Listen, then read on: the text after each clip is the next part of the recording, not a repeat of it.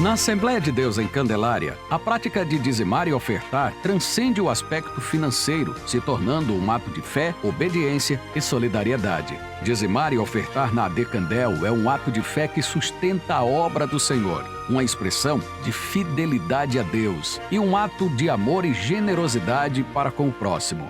Essas contribuições, além de manter a igreja funcionando, impactam vidas por meio das missões e evangelismo, proporcionam cuidado aos idosos através do CIAD, ajudam os pastores no campo e mantêm o nosso quadro de funcionários. Não deixe essa obra parar. Contribua com amor por meio da maquineta que está na mão dos nossos obreiros, por crédito ou débito, por meio do QR Code fixado em cada banco ou através da nossa chave Pix 08 332 785 000101 em nome da Assembleia de Deus no Rio Grande do Norte. Realizada a sua contribuição, envie o seu comprovante para este WhatsApp que aparece aqui na tela e que Deus continue a derramar ricas bênçãos sobre a sua vida.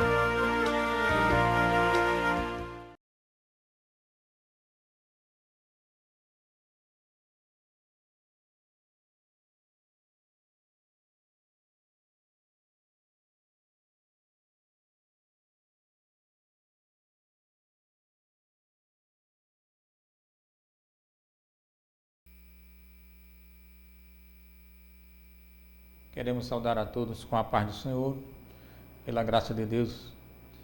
Estamos chegando aqui para mais uma ministração da lição do terceiro trimestre, pela AD Candel, canal EBD, quando estamos agora estudando um tema geral, o Deus que governa o mundo e que cuida da família, quando estudamos em torno da história de Esther e de Ruth e seus próprios livros, E hoje, que o Senhor seja conosco, nos inspire, quando estudaremos acerca do livro de Ruth.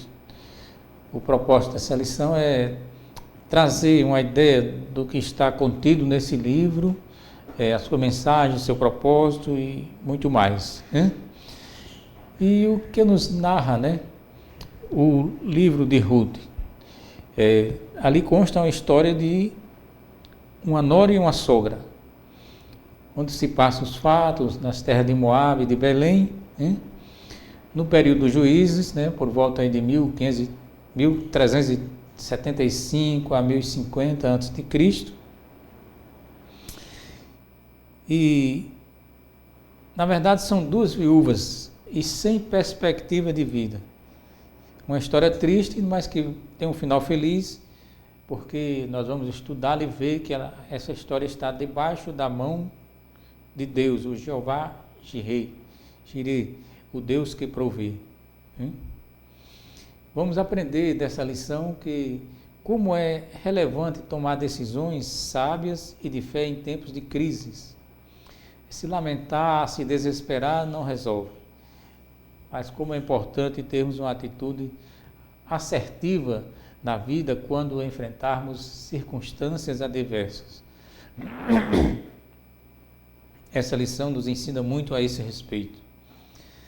E a Ruth, apesar de ser uma moabita, ela se posicionou a partir do que nós encontramos no seu livro, ali no capítulo 1, versículo 16, quando ela disse para a sua sogra, quando ela delibera, toma a decisão firme de que continuaria convivendo com a sua sogra e não voltaria à terra do seu povo, porque ela na verdade também havia conhecido ao Deus de Israel. Por isso ela disse assim, que o teu povo é o meu povo e o teu Deus é o meu Deus. Ela estava desobrigada, de continuar com a sogra e nada tinha a lhe oferecer. De modo que a gente vai aprender também que Deus preserva a história de pessoas que demonstram fé e permanecem fiéis apesar das circunstâncias. Também é importante nessa oportunidade a gente trazer um esboço do livro, né? Qual o conteúdo desse livro? Né? Então nós vemos ali a diversidade de Ruth, no capítulo 1 de 1 a 5, Noemi e Ruth, né? Nos versículos seguintes, e na verdade é uma história de amizade, amor e redenção. Vamos ver que Ruth conhece a Boaz, esse personagem, no campo, depois ela se aproxima mais dele, vai até a sua eira,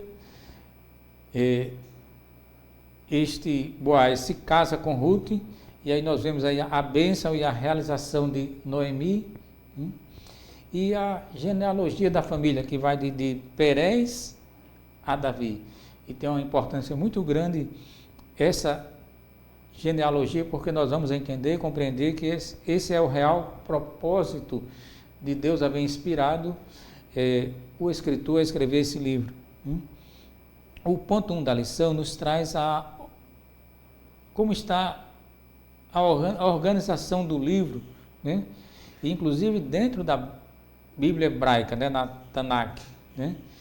Ela pertence à terceira seção, né? Ao Ketuvim, os escritos, né? Porque a primeira seção é a Torá, o Pentateuco, muito conhecido mais por nós, e a segunda seção é o Nevim, os profetas, né? Quem foi o autor e a data em que se escreveu esse livro, né? Predominante o pensamento dos bibliologistas de que foi o profeta Samuel quem o escreveu aí por volta aí do ano 10 antes de Cristo, né? Do século 10 antes de Cristo, né? Então o livro de Ruth também surpreende, né? Pelo fato de ele constar no arcabouço da Bíblia hebraica, pelo título de uma mulher não judia, né? Pertencente a um povo que nem amigo era de Israel, mas que odiava Israel, os moabitas. Mas o que é que nós entendemos aqui? Que prevaleceu o episódio, os fatos gloriosos que acontecem em torno dessa sogra e nora, e o que vai importar mesmo aqui para que os judeus mantivessem esse livro assim, dessa forma, escrito dentro da sua Bíblia, na verdade, o que Deus fez. Como dissemos no início, né? De uma história triste, mas com um final feliz. O contexto histórico é muito importante a gente entender, porque a gente vai compreender melhor as circunstâncias desses fatos narrados no livro de Ruth. Né? Não se tem uma data precisa, mas se pode compreender, né, que esses fatos ocorreram 3 gerações antes de Davi, nos dias de Juízes. Mas por que falamos tanto dos dias de Juízes? Porque era o contexto histórico da época, né?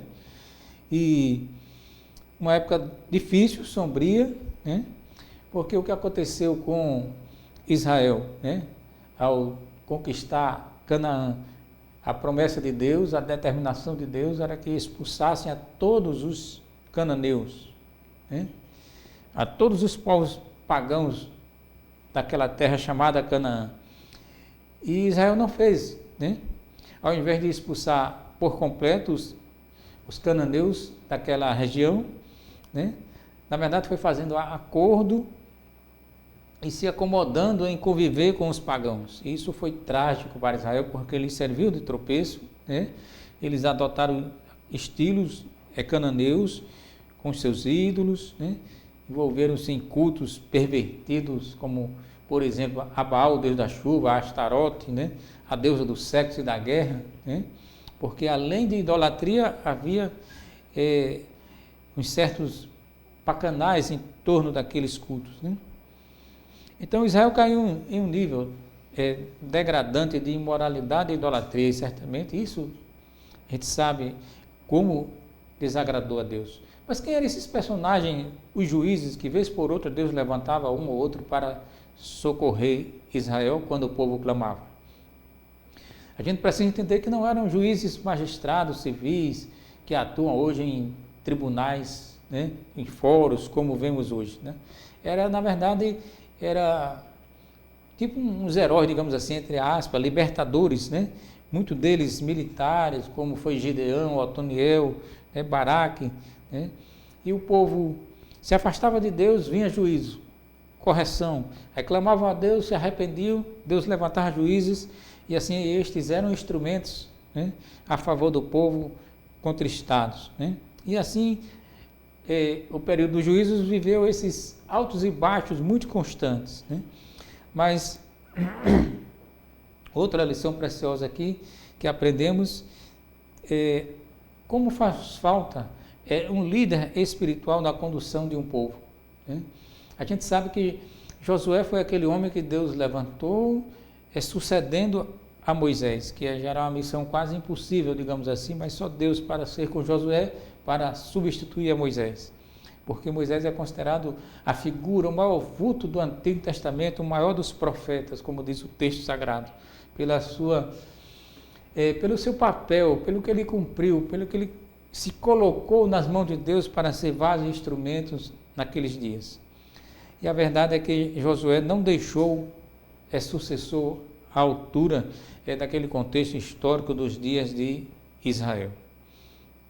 Por isso fez muita falta um líder espiritual de envergadura que melhor conduzisse o povo, né? A gente vai ver mais tarde, né, dias melhores, né, nos dias do profeta Samuel, que na verdade foi o último dos juízes, né? Ele foi o primeiro dos profetas clássicos e o último dos juízes em Israel, quando o povo pede a monarquia ao invés da teocracia. O ponto 3 da lição fala do propósito e mensagem do livro, né? E os bibliologistas têm várias opiniões sobre o objetivo e a mensagem do livro de Ruth, mas o que prevalece e é mais evidente deles é o entendimento de apresentar Davi como descendente de Judá, a tribo real da qual viria o Messias, o leão da tribo de Judá, a raiz de Davi, como está lá em Apocalipse, né? Tudo isso fala-nos desse contexto histórico, né? Por que se escreveu esse livro, qual foi a finalidade, né? E considerando também ser o profeta Samuel o autor do livro, né? Aí fica mais evidente ainda esse propósito de registrar a genealogia que chega até Davi, e aí ganha mais sentido, porque a ancestralidade de Davi o legitimava para o trono. De modo que a gente sabe que no Reino Unido, né, primeiro foi Saul, né, depois vem Davi e Salomão, mas a gente sabe que em todas as épocas da história monárquica de Israel, Davi é considerado o maior dos reis de Israel, né, um dos mais importantes, né, pelo que ele realizou, né? E quando a Bíblia diz que achei um homem, quando Deus fala, né, que achei um homem segundo o meu coração, era exatamente quanto a esse propósito de reinar sobre Israel, né? Não era em outros aspectos, em outros sentidos, senão este. Por isso que Davi, sim, foi um homem segundo o coração de Deus nesse propósito, nessa direção. O livro vai falar, assim, também a sua mensagem, né, de uma mensagem de amor e redenção, né? Porque ali nós vamos encontrar na história de Ruth, ilustrado ali, de certa forma, a consecução, né, do plano da redenção para a humanidade, né? Como Deus trabalhou aqueles dias, aqueles personagens, aqueles humanos daquela época tão difícil, mas que de repente chega até os dias de Davi, os descendentes, né? E até os próprios personagens, né, traz uma figura, né, sendo um judeu, outro gentil, Boaz e Ruth, aí também já preanunciavam a derrubada da parede da separação, e para a gente depois compreender o propósito de Deus, embora Jesus se revela em Israel como o Messias que havia de vir, pregando as ovelhas perdidas da casa de Israel, mas na verdade o propósito de Deus era maior, que era também alcançar os gentios. E em Boaz, enquanto parente remidor, é um tipo de Cristo, o Redentor, né? Vamos aprender também uma preciosa lição de fidelidade e altruísmo, né? Porque a situação dos dias do juízo era, como se diz, né? Cada um fazia o que vinha na sua cabeça, o que se passava, o que se via aos seus olhos, né? Era o que se fazia. Faltava direção, faltava orientação espiritual naqueles dias. E Noemi e Ruth é um ponto fora da curva. Por quê? Porque elas não procederam como a maioria dos habitantes daqueles dias em Israel, né? Pelas suas atitudes, destoaram da máxima individualista do povo, que cada um fazia o que bem queria, mas Nogra e Sora não pensavam em si mesmos e foram, na verdade, instrumento de Deus para perpetuar, né, uma descendência, né, uma ascendência, levando a uns descendentes que Deus trabalharia através dele na história de Israel. Então, o que aprendemos? Que em um mundo de crescente iniquidade, para nós cristãos hoje, que estamos também rodeados, né, de tanta pecaminosidade, de tantas tentações, de tantas coisas que nos é oferecida para nos desviar do caminho e não seguir o Evangelho de Cristo, é o que diz em Abacuque, como também Paulo aos Romanos, de que o justo viverá da fé, de modo que o maior patrimônio que se possa pensar nesta vida é de valor inestimável, que repercute na eternidade, chama-se esta palavra tão pequena, fé, e que seja fé corretamente direcionada. É uma fé que esteja respaldada na revelação das Escrituras, que você tem esta fé posta em Deus e não em outro ser, outras coisas desta vida, né? Então, para hoje, que advertência Jesus deixou para os últimos dias? Né? Ele dizia assim: ou vamos ser como um José e uma Maria que vai com as outras. Não. Jesus disse o seguinte: diante dos dias que vão se passando e se aproximando nos últimos dias, a coisa vai piorar e, digamos, vai ser um fator dificultador de se andar na presença de Deus, de andar em fidelidade, de andar em obediência, quando ele dizia assim o seguinte: por se multiplicar a iniquidade, o amor de muitos esfriará.